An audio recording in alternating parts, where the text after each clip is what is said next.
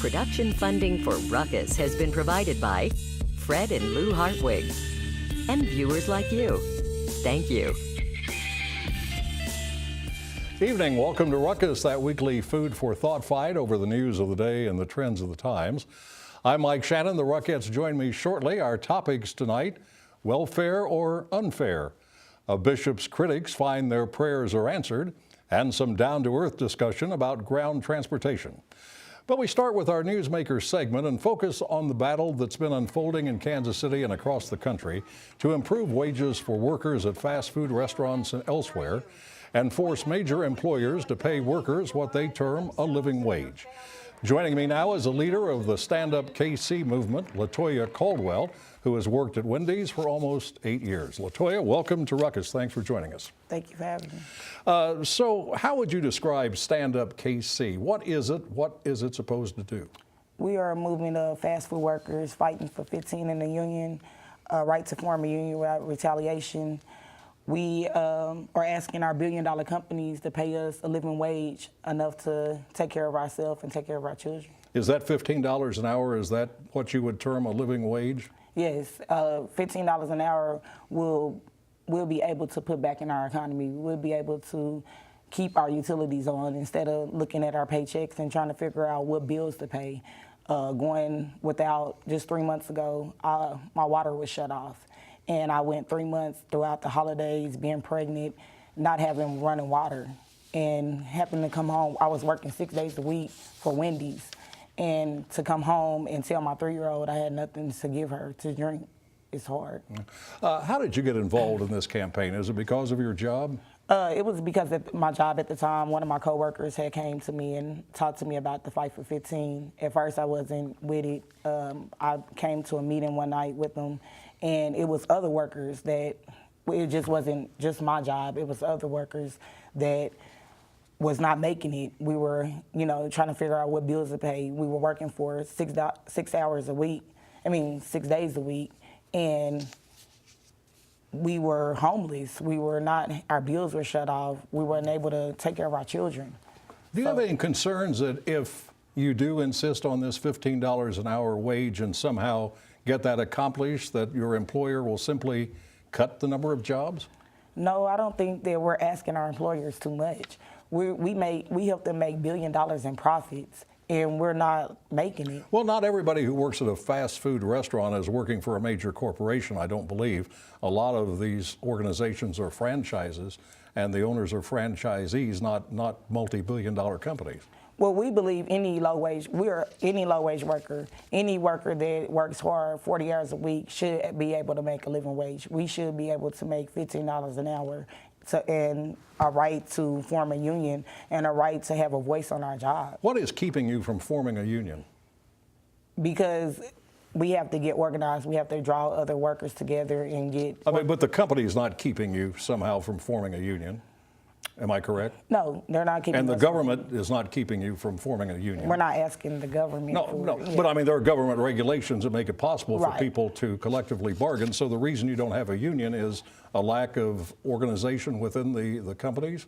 Yes, it's a lack of them not paying us enough. That's why we're asking to right to form, to voice things on the job like breaking equipment and just hazardous work areas. Well, aside from an increase in salary, what do you think the union would provide you? A voice on the job. It will provide us to get things done on the job that we can't do for ourselves. We can't walk in the office and ask our boss to change something just by ourselves. So with a union and the other workers behind us, we're able to get things changed like broke equipment, working wage theft, taking money out of our paychecks, deleting hours, just other things change. Do you have the chance to advance in the job? If I understood correctly, and I've read about you some, you began in one job and then were later promoted to manager, and I assume that meant an increase in salary. Yes, I began as a cashier, and then I began to work as, I got trained and began to work as a manager. Then I went on maternity leave, and when I came back, our company was bought out by another company, and I had to take a decrease in pay. and I had to drop my managerial status. Yeah. You're not working right now. You're on I'm maternity on leave. unpaid maternity leave. And you'll be returning at some point, do you Yes, think? I should be returning next week or so. Okay, we're just about out of time. Would you take a few seconds and tell people who are watching what the key message is you hope they get from your comments and from comments from people who are also involved in this struggle? The key message is that we're asking these billion-dollar companies to pay us $15 an hour so we won't have to rely on state assistance. We used $278 million in state assistance last year, and we shouldn't have to. We work hard every day. Well, good luck to you. Thank you very much for coming in. It was fun to meet you and to Thank talk you. with you. That is Latoya Caldwell with Stand Up KC. Now let's sit down and start a ruckus.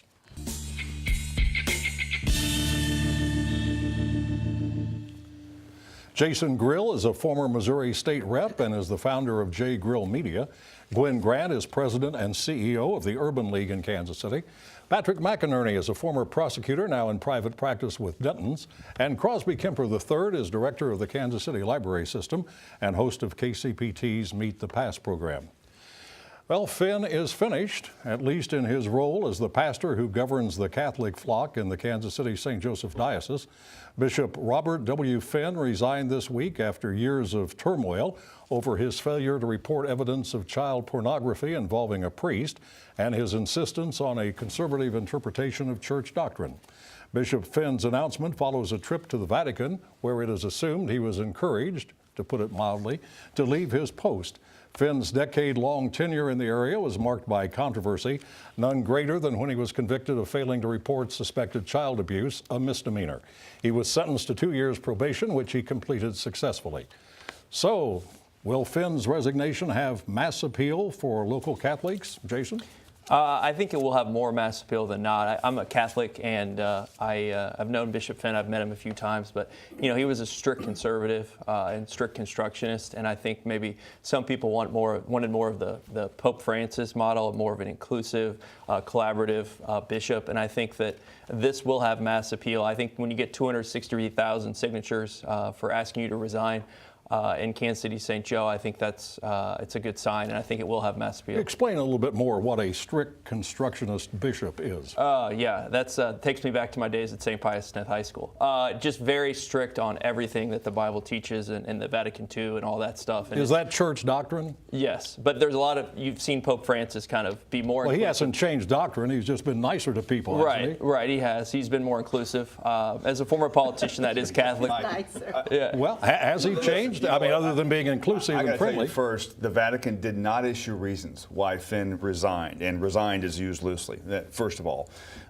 So it wasn't some anti-conservative movement. All right, we don't know why. In fact, the Vatican's first job, I think, is to explain why Finn left. But don't we think it's not Finn's idea? Oh, no that question. he was told, no question. you're And through. In the classic fashion, resign Yeah. or otherwise, right? So I think what we turn to now is what Archbishop Naumann has to get done. And I think what he first has to realize is that the damage inflicted by Finn is diocese-wide and spans way beyond his conviction. Second of all, I think he's got to allow a term of healing, some time for a deep breath in this diocese, some healing, some cooling off, because the damage that Finn did philosophically and specifically is enormous, and it's going to take a while to recover from that. And third, I think he has to respect the role that the next bishop has in making significant appointments, making significant movements, and keep that status quo until we have a new bishop. That's critical. But Crosby, the controversy involving Bishop Finn goes back to the time he was appointed to be the bishop of the Kansas City St. Joseph Diocese, involving cutbacks in programs and changes in personnel. Well, I'm not sure that this is about doctrine, and I'm not sure that this is about any specific thing that happened in Kansas City. I think this is about the churches under Pope Francis starting to get the problem the church has had in defending itself as an institution instead of defending the mission, getting that right. I think the Pope Francis is about the mission, and I think the difference between conservative doctrine and other kinds of doctrine is not the issue here. It's the issue of the central mission of the church about defending children. And I think the Pope's getting it right, and I think the bishop is going. I went to a wedding in a Catholic church not long ago, and I'm not a Catholic, and the priest invited everyone to take communion. Now, that struck me as surprising and somewhat unorthodox. A little inclusive, isn't it? It Kinda is, nice, and it's isn't it? fine, but Yeah. does that violate church doctrine? Is that I think- something that Bishop Finn would... I think some people would tell you that it does from a strict constructionist point of view, and you can weigh in on this too. Others see a critical need for the church to be inclusive and to reach out. And I think we've seen that from Pope Francis on a number of different fronts, particularly when it comes to same-sex marriage. I mean, his famous quote was, "Who am I to judge?" on that. So I think the mission, like Crosby says, is broadened and it's more So responsive. was Finn's demeanor more of the problem than his involvement in this child pornography case? No, I don't think it was one-dimensional. I think Finn's issues and Finn's problems It wasn't were his multidimensional. convictions plural, it was his conviction singular, Well, it also didn't Meaning help that- what? that he violated the law. Okay. Does the bishop for the diocese mean anything to people outside the Catholic community in Greater Kansas City?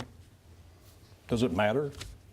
Well, I think. I mean, what is there a matters- role for him beyond the church? Well, I Civic think leader, activist, anything? I don't see Catholic bishops out involved in the community, so I don't know. I don't have a Well, perspective on Bishop that. Finn was involved in the stem cell controversy and that whole election issue. I really wasn't in tune to that. What I want to say about this is that I think that the disappointing thing for me is that the Pope stopped short of really stating why it was necessary for Bishop Finn to be removed. I think that speaks volumes in sharing that the Catholic Church is really now going to be vigilant in protecting children against sexual abuse in the church, which is I think making a bishop resign at the age of 62 is a billboard. well, but still, I think, we don't know exactly why. We think that's why, but yeah. Let I me wrap think it up here with should be Jason. clear. In the spirit of a more open, inclusive church, should people be told why Finn is no longer in office? I think so. I think they should Absolutely. let the people know of Kansas City and St. Joe and the whole area for sure. And do you expect that will happen? Probably not. Probably not. All right. Is welfare unfair to the folks who receive it? Are Kansas and Missouri going too far by imposing additional restrictions on how recipients can spend the money? The new Kansas provisions have drawn national attention, most of it not good, for spelling out some specific areas where welfare money cannot be spent. They include, but are not limited to, swimming pools, movie theaters, sexually oriented businesses, liquor stores, casinos, jewelry stores, sporting events, and tattoo or piercing parlors. The restrictions are on federal dollars from a program called Temporary Assistance for Needy Families, acronym TANF. The law also sets a 36-month, 3-year lifetime limit for receiving benefits. So, Patrick, in your estimation, do these provisions fall under the heading of cruel and unusual punishment? I think you can split them. So with respect to Kansas, I think the message is clear and simple, and I don't think we ought to spend a whole lot of time on it. And the message to the poor is to get out. The approach that this administration has taken in Kansas and this kind of cartoonish effort that they have to stop tattoos and stop movies and swimming, it again makes Kansas kind of a national joke. I think they have a maximum time that they can spend not being a national joke. It was 3 months ago that they did something else. So anyway, so let's talk about Missouri for a second. In Missouri, working 40 hours a week with not an hour of vacation a year, you wind up just shy of $16,000 a year. That is full time at this minimum wage. What the Missouri legislature has done has been to fail to talk about the root causes of poverty, to spend some time talking about what actually works to raise people up, and they're trying to keep up with Kansas. And they're trying to do it in this kind of mean-spirited way. And let's be honest about it, this goes back 35 years. The tone of this debate and the motivations of these policymakers started with the welfare queen myth 35 years ago and with the idea that the poor should be demonized and blamed for their plight. Crosby, Governor Brownback says the changes are designed to promote self-reliance and lift people out of poverty by pushing them back into the workforce. Is that not the right message? Well, I think to use Pat's distinction, there are two things. There are the lists of restrictions, and some of them are silly. swimming and movies are silly. Lingerie, I'm not sure he may want to defend lingerie or depends on who wears it. Or cruises. Some of that's silly, and the feds have regulations. Massachusetts, but the real question is welfare to work. And I disagree completely with Pat's analysis of what's happened over the last 35 years. The Republican welfare to work reform of the 1990s, signed by our favorite Democratic president, Bill Clinton, worked. And it continues to work. And what's going on in Missouri and Kansas are versions that have gone on in other states, including liberal democratic states like Massachusetts, of refining welfare to work. And we may not be getting the specifics right. That's fine when they're married like that. That's fine when there is an effort that goes right along with that to move people into work. That's been stripped by Kansas, and the Republican legislature in Missouri would do the same thing. Thank goodness for Jay Nixon, although it may be off and on. Before we move on, just quickly, yes or no, Patrick, should there be some restrictions on how welfare recipients spend their money? No question, but again, they have to be married up with efforts to put people now, into Jason, you were in the Missouri wages. State legislature as a Democratic representative, Right. am I correct? Did you deal with these kinds of issues while you were there? All the time. I mean, it was like a daily thing. The problem is in Missouri, you have mostly Republicans, but the extreme Republicans, and then we have very liberal Democrats. There's never a common ground on these issues, and that's one of the things. I'm a pretty moderate guy. That's one of the things that bothered me. It's like either it's black or it's white. You got to find compromise on these issues. There is fraud. There is too many restrictions. I mean, let's figure out a way to get it done and not hurt families and children, more importantly. Oh, Gwen, aren't there multiple programs these folks can be on simultaneously? Well, there are some programs, but the eligibility requirement for many of those programs are set so that you perpetuate this working poor, which is the woman who was on earlier, LaToya, is an example of hardworking people who are trying to who are not on welfare, who are trying to make it, and it's impossible. If you get a job like hers, where she's still poor, she's not eligible for any state benefits. And that's the thing. People think that these folks are sitting around trying to use this little state money, which is insignificant. In most cases, it's still not enough to take care of their families, to prevent them or to subsidize them so they don't have to get a job. It's just all based on, it's ridiculous and it's unfair, and it's blaming and punishing poor people because they're poor. When a few people make a mistake or break the law, then you want to punish the masses, and I think they need to find a better way to get at that. I don't think the fraud is material enough to justify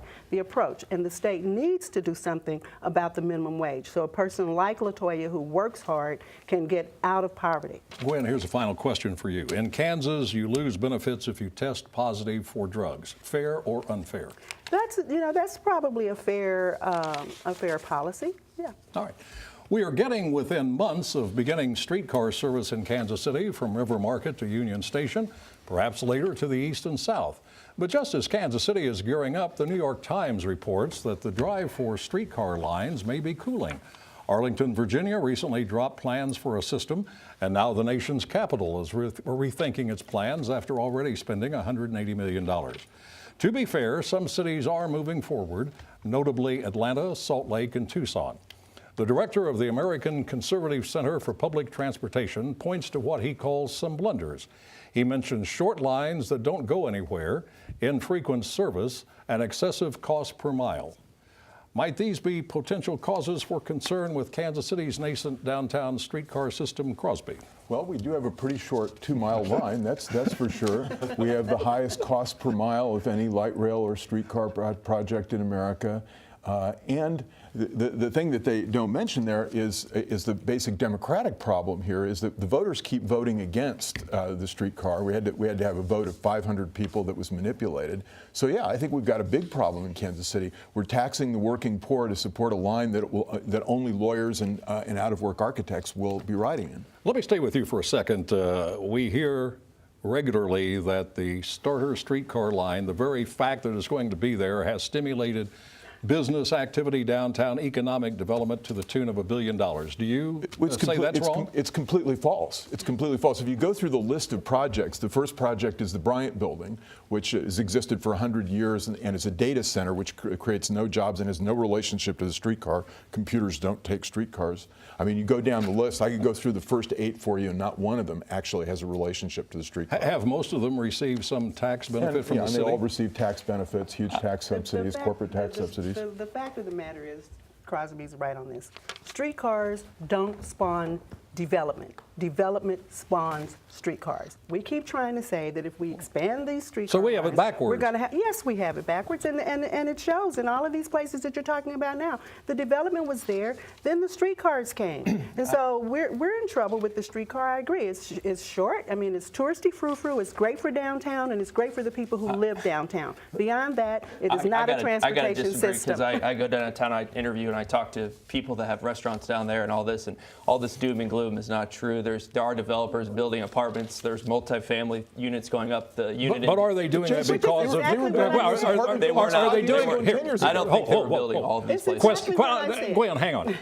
Jason, are they doing this because a streetcar system is going to be installed, or are they doing it because there's a Sprint Center in the Power and Light They're District? doing it because of a lot of things. They're doing it because of how great downtown is becoming, but they are doing it a lot of the time on Main Street because of the streetcar. Because of There's- development. there's The no- development there's was no- there before the streetcar. Yeah, they were That's not what we're building these saying. things And it's good before. for downtown residents, and it's good for downtown businesses. It is not a transportation system that will thrive over time because it does not get people to work, I think the truth and is it will probably not get somewhere many of us in the to- middle. I think that that each is an element of the other, and I don't think you can say you can attribute all this development to the streetcars. I don't think that you can attribute the streetcars to the development. I think each enhances the other. It's really tough to say. Let's look at the budget of Kansas City. All of a sudden, we're spending a bunch of money on the streetcar, and we just dropped the amount of money we're spending on infrastructure on streets from $120 million, which is too low to begin with, to $77 million. We reduced the amount of money we're spending on housing, we reduced the amount of money we're spending on health care. I mean, gosh, they're starting to sound like the Republicans in the legislature, right? I mean, why do we spend money on streetcars and we can't spend, and then we're going to spend less money on housing, on welfare, on health care, and on basic and on infrastructure? economic development in the inner city. Okay, That's we're what down we to need about a spend money minute. on. Jason, we are told that millennials are attracted to something as old as streetcars. Since you may be the closest thing we have Yes. to a millennial, is that true? Patrick looks pretty good. No. I don't know. I think it's all about the vibe of the city, and the city has a good vibe right now, minus the Uber debate going on right now. But everything else I think is good. I think millennials are attracted to this. 98% full housing downtown, multifamily units going up everywhere. People want to live down there. It's good for the city, and we did do more things with housing, obviously, in our city, but the streetcar adds to Well, it. Patrick, once this does become operational, the streetcar system downtown, how long should we give it before we decide whether it's successful or not, good or bad? Yeah, look, I think we have to give the full line at least 12 months, if not 18 months, and take a hard look at how it's doing. And I think, the time for this debate has probably passed. It's good. Maybe it's good to renew it right now. But what we know is that it's going to open for business.